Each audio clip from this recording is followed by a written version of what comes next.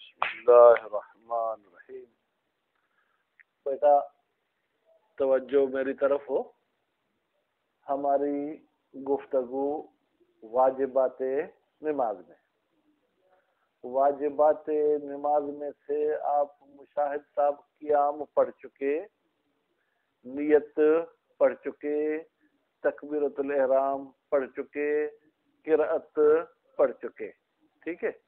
قرأت کے بعد کیا بیٹا واجب ہے؟ رکوع. رکوع کیا ہے؟ واجب.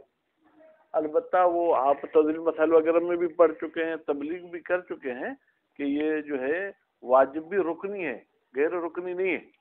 ٹھیک ہے. رکن کا مطلب کیا ہے؟ یعنی جس کو جان بوجھ کر یا سہون بڑھایا جائے یا کم کیا جائے تو نماز چلی جاتی ہے. اچھا، یہ رکوع کیا ہوتا ہے، کیسے ہوتا ہے، رکوع میں کیا پڑھنا ہوتا ہے؟ ٹھیک ہے. اور ہر رکعت میں کتنے رکوع ہوتے ہیں؟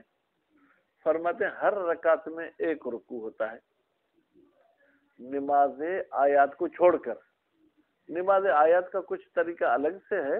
وہ ہر رکعت میں 5 رکوع ہوتے ہیں، وہ انشاءاللہ آگے چل کے پڑھیں گے. ہر رکعت میں بیٹا کیا ایک رکوع ہوتا ہے. اچھا، رکوع کیسے کیا جاتا ہے؟ جب آپ قیام میں تھے تو آپ اتنے جھکیں کہ آپ کی ہتھیلیاں گھٹنوں تک پہنچ سکیں. گھٹنوں پر رکھنا واجب نہیں ہے، پہنچ سکیں. رکھیں گے ٹھیک ہے. پھر ان کے رکھنے میں بھی اگر انگلیاں پھیلا کے رکھیں گے تو الگ سے کوئی مستحبی ثواب وغیرہ مل سکتا ہے، واجب نہیں ہے. ٹھیک. بس رکوع کا مطلب یہ ہے کہ قرأت کے بعد آپ اتنا جھکیں کہ آپ کی ہتھیلیاں آپ کے گھٹنوں پر پہنچ سکیں. اور بہتر یہ ہے کہ آپ اپنی کمر کو اس طریقے سے رکھیں سیدھا کہ اگر اس کے اوپر تھوڑا سا پانی گرایا جائے تو وہ پانی کسی ایک طرف نہ بہے، یعنی ڈھلان نہ ہو. البتہ زیادہ پانی تو ڈالیں گے تو لازمی گرے گا، کیونکہ ہماری کمر پر کوئی حوض تو بنا ہوا نہیں ہے، کوئی ٹینکی تو نہیں بنی ہوئی. بہرحال اگر سیدھا ایسے آپ کمر کو رکھیں گے تو اس پہ آدھے چلوک تک جو ہے کہ پانی ڈالنا چاہیں تو وہ اگر سیدھا ہوگا تو کمر وہ پانی وہاں رک جائے گا. اس کے بعد پھر فرماتے ہیں کہ جناب انخناس، یہ لفظ آپ نے پہلی مرتبہ سنا ہوگا. رکوع میں انخناس کافی نہیں ہے. یہ انخناس کیا ہے؟ انخناس یہ ہے کہ آپ جب جھکتے ہیں تو گھٹنوں کو آگے کی طرف نکال لیتے ہیں اور کمر آپ کی سیدھی ہوتی ہے. ٹھیک ہے. اس طریقے کا رکوع ٹھیک نہیں. یعنی ہاتھ کو گھٹنے تک پہنچانا ہے جھکنے کے ذریعے. ایسا نہیں کہ بغیر جھکنے کے آپ یوں گھٹنا کر دیں، ایسے ہاتھ رکھ دیں. ٹھیک ہے. انخناس بیٹا اگر آپ سمجھ گئے تو ٹھیک، نہیں تو آپ میں سے مشاہد آپ کھڑے ہو جائیں، دیکھو آپ کر سکتے. گھٹنوں کو آگے نکالیں اور پھر ہاتھ رکھیں گھٹنوں پہ. ہاں ہاں احسن تم. ایسے گھٹنوں کو آگے نکال کے ہاتھ رکھنا یہ کافی نہیں ہے. ٹھیک. اس کے بعد پھر فرماتے ہیں کہ چپکانا ہاتھوں کو گھٹنوں کے ساتھ، کیا یہ ضروری ہے یا نہیں؟ نہیں، یہ ضروری نہیں. اچھا، جب آپ جھکے تو حالت اطمینان میں، یعنی آپ میں کوئی ہلنا پھرنا نہ ہو، سکون کے ساتھ جھکیں اور ذکر رکوع پڑھیں. وہ ذکر رکوع کیا ہے؟ اللہ بند کریں گا. وہ ذکر رکوع بیٹا کیا ہے؟ آپ 3 مرتبہ سبحان اللہ سبحان اللہ سبحان اللہ کہیں یا 1 مرتبہ سبحان ربی العظیم و بحمدہ کہیں. ٹھیک ہے. اللہ گھنٹی بند کریں.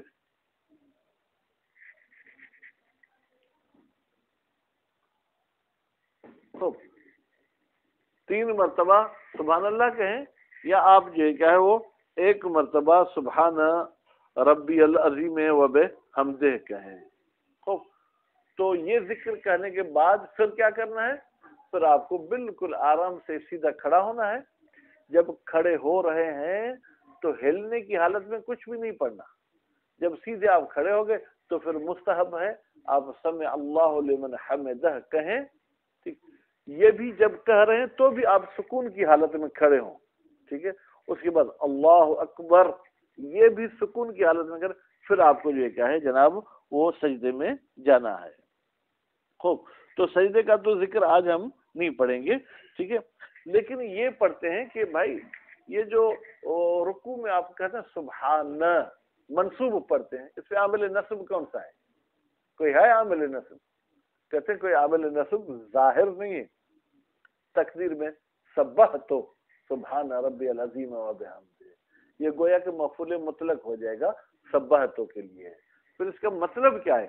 مطلب یہ ہے کہ میں اپنے پروردگار کو منزہ سمجھ رہا ہوں ہر عیب سے اور ہر برائی سے۔ واجب تو یہ ہے کہ یہ کم از کم آپ ایک مرتبہ کہیں، مستحب یہ ہے کہ آپ اس کو جتنا بڑھانا چاہیں بڑھائیں، لیکن عدد اس کا طاق رکھنا ہے 21، ٹھیک ہے، جفت نہیں رکھنا، یعنی 3 مرتبہ کہیں، 5 مرتبہ کہیں، 7 مرتبہ، 9، 11، 13، 15، 17، 19، 21، 23، 25، اس طریقے سے وہ کہنا ہے، ٹھیک ہے۔ اب باقی پڑھتے ہیں عبارت کیا کہتے ہیں۔ ثم بیٹا، ثم کس کے لیے آتا ہے؟ عطف کے لیے، اور لیکن وہ عطف میں بھی کیا ہوتی ہے مشاہد صاحب؟ ترتیب اور مہلت، یعنی قیام کے بعد آپ کو لیے واجب ہے رکوع کرنا منحنیا، جھکتے ہوئے، الا ان تصل کفاہو، یہاں تک کہ اس بندے کی دونوں ہتھیلیاں پہنچ جائیں، معن ساتھ، رکبتئی ہے، اس کے گھٹنوں پر، فلا یکفی، پس کافی نہیں ہے، وصول ہما، بیٹا ہما کی ضمیر کہاں جائے گی؟ ہتھیلیوں کی طرف، دونوں ہتھیلیوں کا پہنچنا، بغیر انحنائن، بغیر جھکنے کے، کل انخناس، جیسے انخناس ہوتا ہے۔ انخناس کیا ہوتا ہے؟ اخراج رکبتن، وہ یہ ہے کہ آپ جو سیدھے جھکتے ہیں، گھٹنوں کو ذرا آگے نکال لیتے ہیں، ٹھیک ہے، اور بہما، یا یہ ہے تھوڑا سا کمر کو بھی جھکاتے ہیں، تھوڑا سا گھٹنوں کو آگے نکالتے ہیں۔ انخناس میں مطلب یہ ہے کہ کمر نہیں جھکتی، صرف گھٹنے آگے نکالتے ہیں۔ بہما کا مطلب یہ ہے کہ تھوڑے گھٹنے آگے نکالتے ہیں، تھوڑی کمر بھی جھکاتے ہیں، یہ بھی قابل قبول نہیں ہے۔ والمراد بوصولہما، کہتے ہیں دونوں ہتھیلیوں کے پہنچنے سے مراد کیا ہے؟ بلوغہما قدرن، بھائی دونوں ہتھیلیاں اس مقدار تک پہنچ جائیں، لو اراد المصلی، اگر مصلی چاہے، ایصالہما، کہ یہ دونوں ہتھیلیاں رکھے کس پر؟ گھٹنوں پر، وصلتا، تو وہاں پر پہنچ جائیں۔ پھر لا یجب الملاصقۃ، اس لیے کہ ملاصقت واجب نہیں ہے، چپکانا واجب نہیں ہے۔ والمعتبر وصول جزء من باطن ہی، معتبر یہ ہے کہ بھائی ہتھیلی کا جو اندرونی حصہ ہے نا، اس کا کوئی ایک جز پہنچ جائے۔ مشاہد دیکھیں، ہتھیلی کی یوں چوڑائی 3 انچ اگر ہو سکتی ہے تو 3 انچ گھٹنے پہ رکھنا ضروری نہیں، اگر پہلا انچ بھی رکھیں تو بھی کافی ہے، بیچ والا انچ رکھیں تو بھی کافی ہے، آخری انچ رکھیں تو بھی کافی ہے۔ والمعتبر وصول جزء من باطن الکف، ہتھیلی کے باطن کا کچھ جز پہنچنا چاہیے، لا جمیع الباطن، یا لا جمیع الہتھیلی، پوری ہتھیلی کا رکھنا ضروری نہیں ہے۔ ولا رؤوس الاصابع، اچھا، اور انگلیوں کی اگر یہ کیا ہم چوٹیاں رکھیں، بھائی انگلیوں کے سرے رکھیں، یہ بھی قابل قبول نہیں ہے۔ مطمئنن فیہ، در حالی کہ یہ شخص مطمئن ہونا چاہیے کس میں؟ رکوع میں، بحیث، کیسے مطمئن ہوتا ہے نسیم صاحب؟ تستقر الاعضاء، آپ کے اعضاء جو ہے نا وہ سکون والی حالت میں ہو، چرپر میں نہ ہو جائے۔ بقدر واجب ذکر، سکندر صاحب کتنی مقدار میں آپ کا جسم سکون کے ساتھ ہونا چاہیے؟ جس ٹائم میں آپ واجب ذکر کہہ سکیں، مستحبی ذکر کے وقت جسم کا سکون کے ساتھ ہونا ضروری نہیں ہے۔ مال امکان، البتہ یہ اگر ممکن ہو جسم کو سکون کے ساتھ رکھنا، بعض لوگوں کو کانپنے کی بیماری ہوتی ہے تو ان کا جسم تو سکون کے ساتھ ہو ہی نہیں سکتا، تو ان کے لیے کوئی مسئلہ نہیں، ان کے لیے واجب نہیں ہے۔ خوب، وذکر الواجب، بیٹا رکوع میں دوسری چیز کیا واجب ہے؟ پہلی چیز تو تھی جھکنا، دوسری چیز ہے واجب ذکر پڑھنا۔ ہوا وہ واجب ذکر کیا ہے؟ سبحان ربی العظیم و بحمدہ، یہ کہیں، یا سبحان اللہ ثلاثا، یا 3 مرتبہ کیا کہیں؟ سبحان اللہ کہیں۔ للمختار، بھائی یہ جو ہم نے دو باتوں کے درمیان آپ کو اختیار دیا ہے، یہ اس بندے کے لیے جو حالت اختیار میں ہو۔ مجبور جو ہے، پیچھے مثلا سانپ آ رہے ہیں، اس کے لیے ممکن ہے کہ ہم کہیں کہ تم ایک مرتبہ ہی سبحان اللہ کہو کافی ہے، لیکن جس بندے کو کوئی مجبوری نہیں اس کو اختیار ہے کہ ایک مرتبہ سبحان ربی العظیم و بحمدہ کہے یا نسیم کیا کہے، ہاں، او مطلق ذکر للمضطر، یا واجب ہے کوئی بھی ذکر کہے، کون؟ مضطر، جو مجبور ہے بندہ۔ وکیل، اور ایک قول کے مطابق تو یکفی المطلق، کافی ہے مطلق ذکر، مطلقہ، مختار کے لیے بھی مضطر کے لیے بھی۔ وہ اقوا، یہی قول کیل اقوا ہے، کیوں؟ لدلالت الاخبار صحیحۃ علیہ، اس لیے کہ صحیح احادیث دلالت کرتے ہیں بیٹا کس پر؟ علیہ، ہاں، مطلق ذکر پر، ٹھیک ہے، ہاں۔ وما ورد فی غیرہا، وما، اور وہ حکم، بات سے مراد بیٹا کیا ہے؟ حکم یا ذکر جو وارد ہوا ہے غیر اخبار صحیحہ میں، یعنی کوئی کمزور احادیث میں آیا ہے معیناً کہ آپ سبحان ربی العظیم و بحمدہ ہی پڑھو، غیر منافع لہ، کہتے ہیں یہ اس مطلق ذکر کے ساتھ منافات نہیں رکھتا۔ کیوں؟ مشاہد، ایک کلام ہوتا ہے مطلق، ایک ہوتا ہے مقید، ٹھیک ہے۔ مطلق کہتے ہیں کہ آپ کوئی بھی ذکر پڑھو، یہ آ کے گویا کہ اس کا ایک فرد بتاتی ہے کہ اس مطلق ذکر کا ایک فرد کیا ہے؟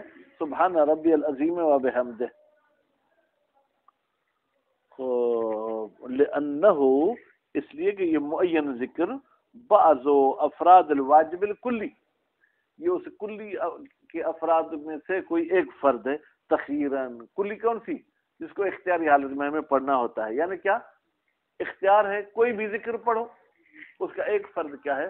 سبحان ربی العظیم و بحمدہ۔ وبہ یحصل الجمع بینہما، وبہ، کہتے ہیں اگر ہم تخیر کے قائل ہو جائیں گے تو پھر گویا کہ دونوں احادیث کو ہم نے جمع کر لیا۔ بھائی وہ حدیث جو کہتی ہے سبحان ربی العظیم و بحمدہ پڑھو، وہ حدیث جو کہتی ہے مطلق ذکر پڑھو، ہم کہتے ہیں ہم نے فتویٰ تخیر کی دی، یعنی سبحان ربی العظیم و بحمدہ پڑھو تو بھی قابل قبول ہے، کوئی اور ذکر پڑھو تو بھی قابل قبول ہے، گویا کہ دونوں احادیث کی ہم نے مخالفت نہیں کی۔ بخلاف ما لو قیدنا ہو، بخلاف اس صورت کے لو قیدنا ہو کی ضمیر بیٹا کہاں جائے گی؟ ذکر معین کی طرف۔ اگر ہم ذکر معین کا قید لگا دیں کہ یہی پڑھنا ہے تو پھر اس میں کیا ہوگا؟ جو مطلق ذکر والی احادیث تھی گویا کہ ہم نے ان کو ٹھکرا دیا۔ ہم نے تو صرف ایک کا پہلو لیا نا کہ صرف اور صرف سبحان ربی العظیم و بحمدہ پڑھنا ہے، والا تقدیر تعین ہی۔ اب کہتے ہیں اگر ہم فرض کریں کہ ذکر معین ہے کہ سبحان ربی العظیم پڑھو، فاللفظ و بحمدہ واجب ایضاً، تو پھر و بحمدہ کہنا بھی واجب ہے، تخییراً لا عیناً۔ اس کے واجب ہونے کا مطلب یہ ہے کہ یہ واجب تخییر ہی ہے، یعنی کیا؟ یعنی آپ کو رکوع میں دو ذکر کا اختیار ہے، سبحان ربی العظیم میں کہنا چاہو تو بھی کہہ سکتے ہو، یا سبحان ربی العظیم و بحمدہ کہنا چاہو تو بھی کہہ سکتے ہو۔ اگر وہ بحمدہ کہو گے تو وہ بھی واجب کی نیت سے ہوگا، بغیر واجب کے نہیں ہوگا۔ تخییراً لا عیناً، واجب تخییری ہے، واجب عینی نہیں ہے۔ لخلو کثیر من الاخبار عنہ، اس لیے کہ بہت ساری احادیث خالی ہیں عنہ بیٹا اس و بحمدہ سے۔ وہ مثلہ القول فی التسبیحۃ الکبریٰ، مثلہ بھائی جیسے وہ بحمدہ والی بات ہے یہی بحث آئے گی تسبیحۃ کبریٰ میں۔ تسبیحۃ کبریٰ کیا تھی؟ سبحان اللہ والحمد للہ ولا الہ الا اللہ واللہ اکبر، ٹھیک ہے، کون بعد ذکر تامت، بھائی کیا اس میں بھی ہم نے کہا تھا آخری اللہ اکبر کو مشاہد کہو تو بھی ٹھیک ہے، نہ کہو تو بھی ٹھیک ہے، لیکن اگر کہو گے تو واجب کی نیت سے کہو گے، استحباب کی نیت سے نہیں کہو گے۔ کیوں؟ اس لیے کہ اس تسبیح میں تو چار جملے، ہر جملہ مستقل اپنی جگہ پر ذکر، سبحان اللہ بھی ذکر ہے، والحمد للہ بھی ذکر ہے، لا الہ الا اللہ بھی ذکر ہے، اللہ اکبر بھی ذکر ہے۔ وہ معنی سبحان ربی، کہتے ہیں اس کی معنی کیا ہے؟ تنزیہا لہ عن النقائص، آپ منزہ اور پاک سمجھتے ہیں رب کو، کس سے؟ نقائص سے۔ वो मनसूबुन अलल मस्दर, सुभान को मनसूब क्यों आपने पढ़ा? वही मस्दर की बुनियाद पर। बिमहजूफिन मिन जिन्स ही, किस चीज ने नस्ब दिया है? एक चीज हज़फ है, मिन जिन्स से सुभान, यानी उसका मादा भी यही सीन बा हा है।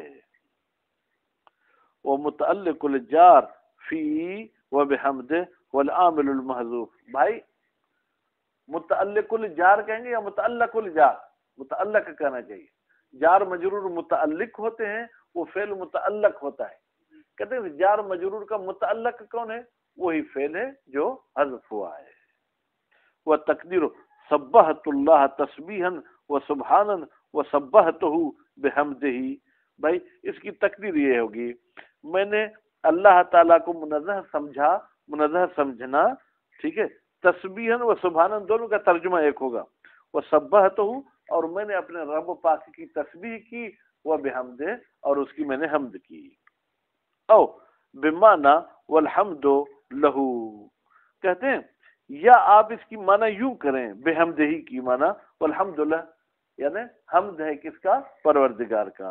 नजीर कहते हैं इसकी कोई और मिसाल भी दे सकते हैं। जी हाँ, जैसे मा अंत बिनेमत रब्बिक बिमजनून अय व नेमतुल्लाह। बेटा यहाँ पर बिनेमत को लाम की माना में आपने लिया, ठीक है। इसी तरीके से वह बेहमदे में भी हमद के से पहले जो बे है उसको लाम की माना में, यानी वलहम्दु लहू व नेमतो लहू। खूब व रफ़ रअस मिन्हु, और वाजिब है कि रुकू से फिर आप अपना सर बुलंद करें। फलो हवा, अगर कोई शख्स रुकू से ही नीचे झुक जाए, यानी सजदे में चला जाए, ठीक है, और मिन गैर रफ़इन, सर को बुलंद न करे, बतल रुकू, तो ये रुकू बातिल हो जाएगा। जब रुकू बातिल होगा तो मुशाहिद नमाज, हाँ, मा तअम्मुद, अगर जानबूझकर ऐसा करता है। वस्तदरकहु मा निस्यान, अच्छा अगर भूल कर नीचे चला जाए तो फिर उस नीचे जाने का जो है क्या जुबरान करे, यानी क्या, यानी फिर खड़ा हो जाए, ठीक है। वस्तदरकहु की ज़मीर जाएगी रफा की तरफ, उस बुलंद होने का जुबरान करे अगर निस्यान की सूरत में नीचे चला, बशर्ती के पेशानी नहीं रखी। अगर पेशानी भी रख चुका है सजदे गाह पे, फिर तो वो सजदा हो जाएगा। अब अगर खड़ा होता है तो फिर गड़बड़ हो जाएगी। मुतमइन्नन, भाई जब आप सीधे खड़े हो रहे हैं तो भी कोई जल्दबाजी में आपको नहीं होना चाहिए, बल्कि हालत इत्मीनान में होना चाहिए। वाला हद लहा, अच्छा उस मुतमइन होने की कोई हद है? लहा की ज़मीर बेटा कहाँ जाएगी? बरल मुतमइन तो मुज़क्कर है, तुमानीना किसकी तरफ जाएगी? तुमानीना, यानी सुकून के साथ खड़े होने की कोई हद नहीं है। बल मुसम्माहा, बल्कि आप इतना सुकून के साथ खड़े कि लोग कहें कि ये सुकून के साथ खड़ा हुआ है। फमाजाद, या उससे कुछ ज्यादा भी खड़ा होना चाहे तो खड़े। अगर 2 सेकंड वाले को भी कहते कि ये मुतमिन खड़े, 4 सेकंड भी खड़े हो जाए तो कोई हर्ज नहीं, लेकिन इतने भी ज्यादा रुकू से बुलंद हो कि खड़े ना हो जाएंगे, लोग कहेंगे ये तो नमाज से ही खारिज हो गया। फमाजाद बहजुल्ला यखरुजु बिहा, इस तरीके से कि ये शख्स खारिज ना हो इस तुमान्ना के जरिए अनकौनी मुसल्लियन, नमाजी होने से। वही युस्तहब तस्लीस फी जिक्र, बेटा मुस्तहब है कि जिक्र रुकू कितनी मरतबा कहना चाहिए? 3 मरतबा, वो भी जिक्र अकबर, यानी सुभान रब्बियल अजीम व बिहम्दि। वो जो छोटा जिक्र है यानी सुभान अल्लाह, वो तो 3 मरतबा वाजिब है, वो युस्तहब नहीं है। बड़ा जिक्र जो है वो 3 मरतबा कहना क्या है? मुस्तहब है। फस्वाइदन, हाँ 3 से ज्यादा भी कहना चाहे तो कह सकते हैं। इल्मा ला यबलुगु सअम, इतना भी ज्यादा मुशाहिद न कहें कि आपके थकावट का सबब बन जाए। अब रुकू से उठने के लिए जी नहीं चाह रहा। फकद उद्दल सादिक अलैहिस्सलाम 60 तस्बीहतन कुबरा, इमाम जाफर सादिक अलैहिस्सलाम एक मरतबा जिक्र रुकू कर रहे थे तो कोई बंदा गिनती कर रहा था, देखा कि इमाम अलैहिस्सलाम ने 60 मरतबा सुभान रब्बियल अजीम व बिहम्दे कहा है। खूब, अब यानी 60 तक भी गुंजाइश है, लेकिन अगर आप नमाज जमात पढ़ा रहे हैं तो फिर रुकू को इतना लंबा न करें, क्योंकि लोगों को थकाना नहीं है। अगर आपका अपने परवरदिगार के साथ राबते का मूड है तो अकेला ही में जितना लंबा करना चाहे करें। इल्ला अन यकून अल मुसल्ली इमामन, یا الا ان یکون راکع اماما، مگر یہ کہ یہ رکوع کرنے والا کیا ہو، امام جماعت ہو، فلا یزید علی ثلاث، تو یہ 3 سے زیادہ بڑی تسبیح نہیں پڑھ سکتا، الا مع حب المأمومین الاطالہ، مگر یہ کہ معمومین بھی سب گھر اپنی بیویوں سے ڈرتے ہیں، یا جو ریٹائر ہیں، گھر میں ان کو کوئی لفٹ نہیں کراتا، مولوی صاحب آج تو 60 مرتبہ ذکر رکوع پڑھنا، تو پھر پڑھیں۔ وفی کون الواجب مع زیادت علی مرۃ الجميع والاولی، بھائی میرے اگر ایک مرتبہ سے زیادہ آپ مشاہد سبحان ربی العظیم و بحمدہ پڑھتے ہیں تو واجب صرف پہلی مرتبہ والا ہے یا سب کے سب کیا ہو جائیں گے، واجب ہو جائیں گے، ٹھیک ہے۔ ممر فی تسبیح الاخیرتن، یہ وہی بات ہے جو تسبیح الاخیرتن میں گزری، تسبیحات اربع جو آپ نماز میں پڑھتے ہیں نا، سبحان اللہ والحمد للہ، وہاں پر ہم نے بحث کی تھی کیا یہ پہلی تسبیح واجب ہے یا تینوں واجب ہیں؟ اگر ایک پڑھے گا پھر تو وہ ایک واجب ہے، اگر تینوں پڑھے گا تو پھر کیا حکم ہے کہ پہلی کو واجب کہہ کے دوسری دو کو مستحب کہیں، یا تینوں کے تینوں کو ہم کیا کہیں، واجب کہیں؟ وہاں والی بحث یہاں جاری ہو۔ وَأَنْ يَكُونَ الْعَدَدُ وِتْرًا، اور مستحب ہے کہ یہ جو ذکر رکوع ہے اس کا عدد کیا ہونا چاہیے، وطر، وطر یعنی کیا بھائی، طاق ہونا چاہیے، جفت نہیں ہونا چاہیے، مثلا خمسن 5 ہونا چاہیے، 7 ہونا چاہیے، اور ما زاد منہ، یا اس سے جو بڑھ جائے 9 11 ہونا چاہیے۔ اچھا سکندر، آپ کے امام نے تو 60 مرتبہ پڑھا تھا، تو یہ 60 مرتبہ تو جو ہے وطر نہیں ہے، یہ تو جفت ہے، تو یہ تو بدھی ہے۔ اس کی 2 چیزیں کہہ سکتے ہیں، یا تو یہ کہ ممکن ہے گنتی والے نے اشتباہ کیا، 61 تھا انہوں نے 60 گنتی کیا، یا یوں ہے کہ امام علیہ السلام نے 60 اس لیے پڑھا تاکہ پیچھے والی امت اس میں پریشان نہ ہو جائے کہ جفت پڑھنا حرام ہے، اس لیے امام نے 60 کی عدد کو جو ہے پڑھا ہے تاکہ دین بھی بیان ہو جائے۔ وعد 60 لا ينافي الوتر، اور 60 کی گنتی کرنا یہ وطر کے ساتھ منافات نہیں رکھتا، کیوں؟ لجواز زیادت من غیر عد، جواز بمعنی امکان، ممکن ہے کہ جو ہے کیا ہے جناب یہ جو زیادتی ہے وہ بغیر گنتی کے کی گئی ہو، ٹھیک ہے، بغیر گنتی کے تو آپ کر سکتے ہیں نا، ضروری تھوڑی کہ آپ تسبیح بھی چلاتے رہیں کہ یہ جو ہے جفت ہے یا طاق ہے۔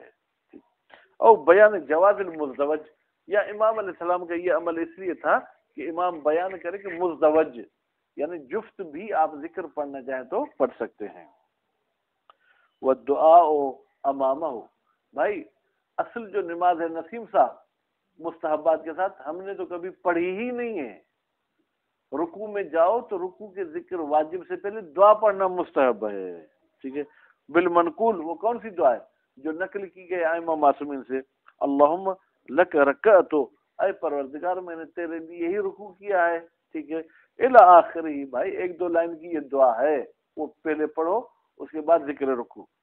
وتسویۃ ظہر، اور اپنی کمر کو جو ہے بالکل سیدھا کر کے رکھو، حتی لو صب علیہ ماء، یہاں تک کہ اگر پانی ڈالا جائے کمر پر تو لم یزل، تو وہ پانی ادھر ادھر نہ جائے، کیوں؟ لاستواء الکمر، اس لیے کہ آپ کی ظہر جو ہے کہ بالکل سیدھی ہے۔ وہ مد العنق، اور جب آپ رکوع کرتے ہیں تو گردن کو بھائی میرے نیچے یوں نہ جھکا دیں بلکہ اس گردن کو بھی سیدھا رکھیں، ٹھیک ہے، مستحضرا فیہ، در حالی کے دل میں رکھے، دل میں رکھنے کا ترجمہ کہاں سے کیا میں نے، مستحضر یعنی دل میں حاضر رکھے، کیا؟ امن تو بک، اے پروردگار میں نے تجھ پہ ایمان لایا، ولو ضربت انہوں کی، اگر کہ میری گردن جو ہے کاٹی جائے، بھائی جانور کو ذبح کرتے ہیں تو اس کی گردن سیدھی کرتے ہیں نا، تو اب یوں سیدھی گردن کر دیں، اور ذہن میں یہ رکھیں، لفظ تو یہ نہیں کہیں گے، ذہن میں رکھیں پروردگار میرا تجھ پہ ایمان ہے، اگر میری گردن اڑ بھی جائے تو بھی ایمان نہیں اڑے گا۔ وتجنیح بالاذین والمرفقین، تجنیح یعنی پر کھول دے، اس کا لفظی ترجمہ، ٹھیک، لیکن مفہومی ترجمہ یہ ہے کہ جب رکوع کر رہا ہے تو اپنے بازو، ٹھیک ہے، اور بغل جو ہے نا وہ جسم کے ساتھ چپکا نہیں بلکہ یوں کر کے جو ہے کیا ہے وہ رکوع کرے۔ اذدین، اذدین بھائی اس کو بولتے ہیں، ٹھیک ہے، بازو، مرفقین کوہنیاں، بأن یخرجہما، یعنی یہ شخص اپنے اذدین اور مرفقین کو خارج کر دے، ان ملاصقت جنبی ہے، اس کے سائڈوں کے ساتھ چپکے ہوئے نہ ہوں، فاتحن ابتئی ہے، اور اس کے بغل بھی کھلے، ابت جو ہے بھائی مفرد ہے، ابتئی تسنیہ، اس کے بغل بھی کھلے ہوں، کل جناحین جیسے پر کھلتے ہیں، وہ وضع الیدین علی عین رکبتین، اور دونوں ہاتھ رکھے گھٹنے کی بھائی آنکھ پر، آنکھ کیا یعنی یہ جو گھٹنے کی بیچ والی ہڈی ہے نا جو ابھری ہوئی ہے، اس پر اپنے جو ہے دونوں ہاتھ رکھے، حالت ذکر اجماع، پورے ذکر میں، یعنی چاہے ذکر واجب ہے چاہے مستحب ہے، مال ان کفئی ہے منہما، مالے کا یہاں مطلب ہے بھر دے اپنی ہتھیلیوں کو منہما ان گھٹنوں سے، بھائی دیکھیں یوں کر کے نہیں رکھنا کہ قلب خراب ہو جائے گا، بلکہ یوں کر کے رکھو تاکہ آپ کی ہتھیلی جو ہے کیا ہے وہ بھر جائے۔ والبدءۃ فی الوضع بالیمنی حالت کونہما مفرجتین، بھائی جب ہاتھ رکھنا چاہتے ہیں مشاہد، دونوں ہاتھ ساتھ رکھے، کہتے نہیں ابتدا سیدھے ہاتھ سے، پہلے سیدھا ہاتھ رکھے پھر الٹا ہاتھ رکھے، اور جب ہاتھ رکھا ہے تو اس کی انگلیاں کھلی ہوں یا بند، انگلیاں کھلی ہوئی ہونی چاہیے، مفرجتین، ٹھیک ہے، دونوں ہاتھ کھلے ہوں، غیر مضمومۃ الاصابع، انگلیاں آپس میں چپکی ہوئی نہ ہوں، والتکبیر لہ، اور رکوع کے لیے تکبیر کرے، قائمن جب کھڑا ہے، یعنی جیسے ہی ان شانئک هو الابتر، اللہ اکبر، پھر رکوع میں جائے، یہ اللہ اکبر کہنا واجب نہیں ہے، مستحب ہے، قبل الحوی، ٹھیک ہے، جھکنے سے پہلے، رافعا یدیہ، اور تکبیر کہتے وقت اپنے دونوں ہاتھوں کو بلند کرے، الی حذاء شحمتي اذنیہ، اپنے کانوں کے دونوں یہ جو نیچے نرم گوشت ہے نا اس کے برابر تک ہاتھ لے جائے، کہ غیر ہی من تکبیرات، غیر ہی کی ضمیر کہاں جائے گی، جیسے رکوع کے علاوہ دوسری تکبیرات میں ہاتھ کو یوں بلند کرتا ہے، رکوع والی تکبیر میں بھی ایسے بلند کرے، ٹھیک ہے، اور وقول سمع اللہ لمن حمدہ، اور یہ قول کہنا بھی مستحب ہے، یا والحمد للہ رب العالمین، یہ بھی کہنا مستحب ہے، لیکن بیٹا کب ہو، الی آخری، یہ تو ہم نے چھوٹا سا جملہ یہاں ذکر کیا ہے، اس سے مزید اور بھی جملہ ہے، ٹھیک ہے، حال رفعہ، فی حال رفعہ، جب یہ شخص بلند ہو رہا ہے من رکوع سے، مطمئنن، جلد بازی نہیں کرنی، مشاہد حالت اطمینان کے ساتھ یہ جملہ پڑھنا ہے، وہ معنی سمع ہونا، کہتے ہیں سمع کی ہم معنی کیا ہے، سمع تو ویسے فعل ماضی ہے، اس کا مطلب اللہ نے سنا، یہ معنی کہتے نہیں، یہاں دعا کی معنی ہے، یعنی استجاب، اللہ تعالیٰ نے قبول کیا میرا رکوع، یا قبول کرے میرا رکوع، وہ معنی سمع ہونا استجاب، سمع کی معنی یہاں پر کیا ہے، استجاب ہے، تضمیناً، ٹھیک ہے، تضمیناً یعنی ضمن میں اس نے اس کی معنی کو رکھا ہوا ہے، وہ من سمع اداہ باللام کما اداہ بإلا فی قول تعالی لا یسمعون الی الملأ الاعلی، بھائی میرے یہاں سمع سننے کی معنی میں نہیں ہے، اس لیے تو اس سمع کو متعدی کیا ہے، لام کے ذریعے، سمع اللہ لمن، ٹھیک ہے، کما اداہ، جیسے کہ اللہ تعالیٰ نے اس سمع کو متعدی کیا ہے الہ کے ذریعے، فی قولہ تعالی، اس اللہ کے قول لا یسمعون الی الملأ الاعلی، بیٹا جہاں پر سماع سننے کی معنی میں ہوتا ہے تو وہ الہ کے ساتھ متعدی ہوتا ہے، جہاں استجاب کی معنی میں ہوتا ہے تو وہ لام کے ساتھ متعدی ہوتا ہے، لما، اس لیے کہ ضمنہ معنی یسمون، یہ یسمعون اپنے ضمن میں رکھتا ہے، کس کی معنی، یسگون، یسگون کی، ٹھیک ہے، یسگون کیا ہے، سننا، وإلا فاصل السماع متعدن بنفسه، بھائی ویسے تو خود سننا متعدی ہے سماع کا لفظ، لیکن معنی کے چینج ہونے میں پھر حرف جر میں بھی کیا ہے، تبدیلی کرنی پڑتی ہے، وہ خبر معنی دعا، کہتے ہیں یہ سمع ہے تو جملہ خبریہ، لیکن اس کی معنی کیا ہے، دعا، لا ثناء علی الحامد، حامد کون ہے بیٹا، نماز پڑھنے والا جو حمد کرے، اس کی تعریف نہیں ہے کہ میں ایسا ہوں کہ میری اللہ سنتا ہے، نہیں، بلکہ یہ دعا کی معنی میں ہے، وَيُكْرَهُ أَنْ يَرْكَعَ وَيَدَاهُ تَحْتَ ثِيَابِهِ، اور مکروہ ہے کہ یہ شخص رکوع کرے اور اس کے ہاتھ اس کے کپڑوں میں لپیٹے ہوئے ہوں، بل تکونان بارزتین، بلکہ ہاتھ کھلے ہونے چاہیے، ٹھیک ہے، او فی کمیہ، یا ہاتھ آستین میں ہونے چاہیے، جیسے یہ ہمارے قمیض کی آستین ہے، یا تو بالکل کھلے ہوں، ٹھیک ہے، یا آستین میں ہونے چاہیے، ایسا نہیں ہے کہ آپ ایسا کوئی کپڑا پہنے جس میں آپ کی یہ ہتھیلی بھی چھپ جائے، اس طریقے سے رکوع کرنے سے یہ قراءت۔ وعلیکم السلام۔ بالکل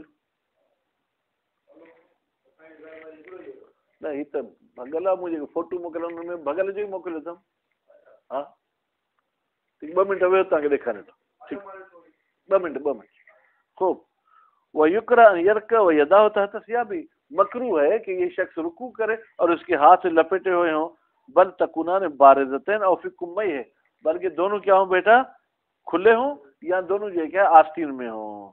نصب المصنف فی ذکر الی الاصحاب، مصنف صاحب نے نسبت یہ کراہت کی ٹھیک ہے ذکر میں اصحاب کی طرف، کیوں؟ لعدم وقوف المصنف علی نص فیہ، اس لیے کہ مصنف صاحب کو اس کراہت کے بارے میں کوئی نص نہیں ملی ہے۔ صلی اللہ علیہ محمد۔